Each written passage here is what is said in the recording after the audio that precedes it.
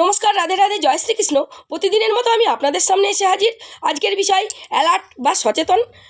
তো এলাকাবাসীর মঙ্গল কামনায় এবং বিভিন্ন দেশের মানুষের যেন মঙ্গল হয় সেই বিষয়ে আমি আপনাদের মাঝে এমন একটি রোগের ক্ষতির কথা শেয়ার করব। আজকের বিষয়টি হলো বার্ড ফ্লু বা হাই টেম্পার নিউমোনিয়া, ঝিমঝিম এই রোগটির নাম।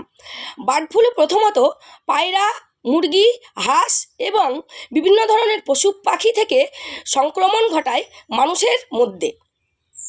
আমি আপনাদেরকে অনেকবার বলেছি যে আমি বিভিন্ন গাছ নিয়ে রিসার্চ করি এবং বিভিন্ন কিছু পশু পাখিকে নিয়ে রিসার্চ করি যে কী কী ব্যবহার করলে, কাছে থাকলে কী কী ক্ষতিগ্রস্ত হয় মানুষের দেহে। তো আসা যাক পর্যাপ্ত বিষয়ে।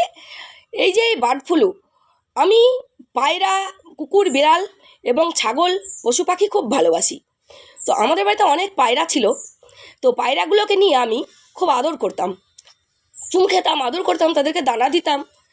এবার আমার জানুয়ারি থেকে শুরু হয় মানে যে রোগটি শুরু হয় আপনার জানুয়ারি থেকে মোটামুটি আপনার এপ্রিল মাস থেকে আমি খুব কঠিন হয়ে পড়ি।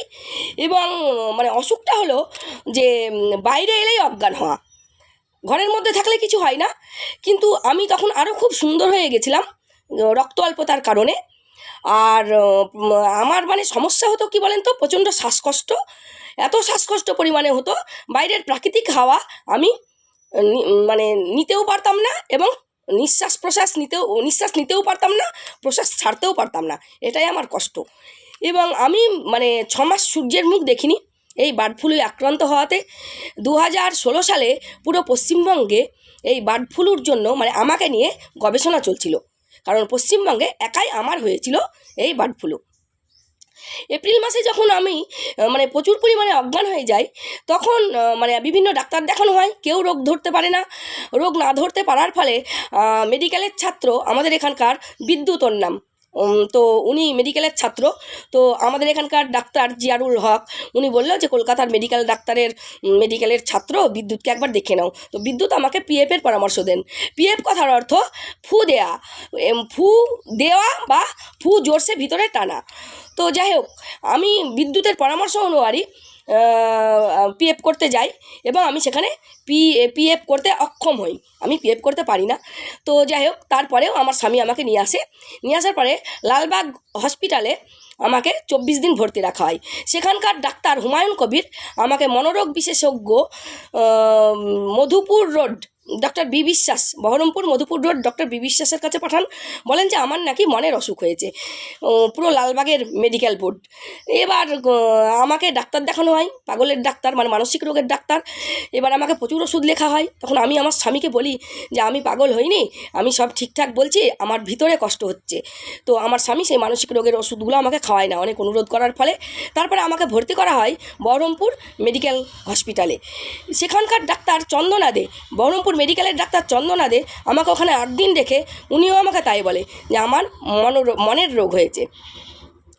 তো আমার কাশি ভালো হতো না কিছুতেই, আমি বিছানায় বারবার পেচ্ছাপ করে ফেলতাম 6 মাস ধরে। তো আমি মনে ওই বেডে বসে পরীক্ষা করেছিলাম যে আমি একবার বাড়ি ফিরে যাই, তাহলে আমি কাশি ভালো করব আমি আমার চিকিৎসার দ্বারাই।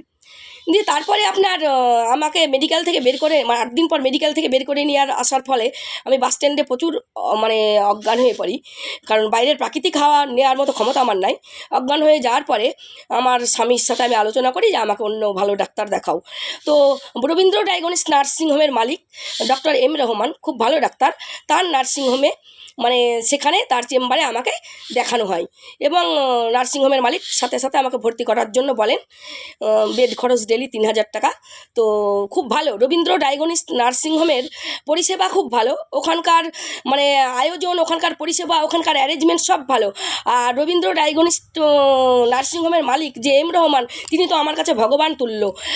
তার কাছে আমি কৃতজ্ঞ, অসংখ্য তাকে ধন্যবাদ এবং আমার তরফ থেকে সহস্র প্রণাম নিবেদন করি তার চরণে। তো উনি আমাকে ট্রিটমেন্ট শুরু করে। রবীন্দ্র ডায়াগনস্টিকের মালিক রাত্রি 12টার সময় আমাকে একটা বিষের ইঞ্জেকশন প্রয়োগ করা হতো এবং ভোর 6টার সময় স্যালাইনের মাধ্যমে, আর আমাকে খাওয়ার সময় কাটা হতো। তো তারপরে ওরা তাও রোগ ধরা পড়ে না। রোগ না ধরা পড়ার ফলে তখন আমাকে লালদিঘি মেডিকেল সেন্টারে পুরো বডি চেক আপের জন্য পাঠানো হয়। লালদিঘি মেডিকেল সেন্টারে পুরো বডি চেক আপের সময় আমি পিএফ ওখানেও দিতে অক্ষম হই। দিয়ে আমাকে ওখানেও বকাবকি করে যে তোমার থেকে বুড়ো বুড়ো মানুষরা পিএফ দিতে পারছে, তুমি কেন দিতে পারছো না।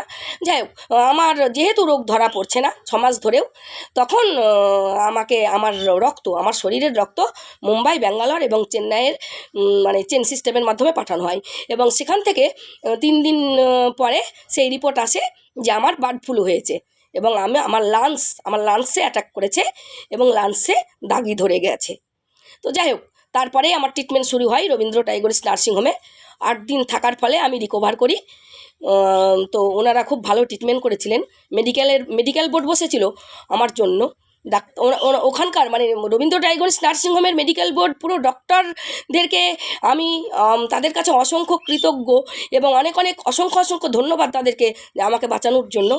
তো রবীন্দ্র টাইগরিস নার্সিংহোমের মালিক আমার চিকিৎসা করে আমাকে সারিয়ে তুলেছিলেন উনি।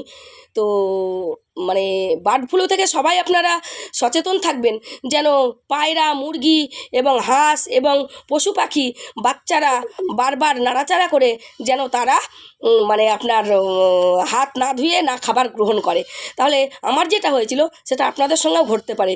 তাই পায়রা, মুরগি এবং হাঁস এবং বিড়াল, পশু পাখি, কুকুর থেকে, ছাগল থেকে আপনারা সাবধান থাকবেন। রাধে রাধে, জয় শ্রীকৃষ্ণ।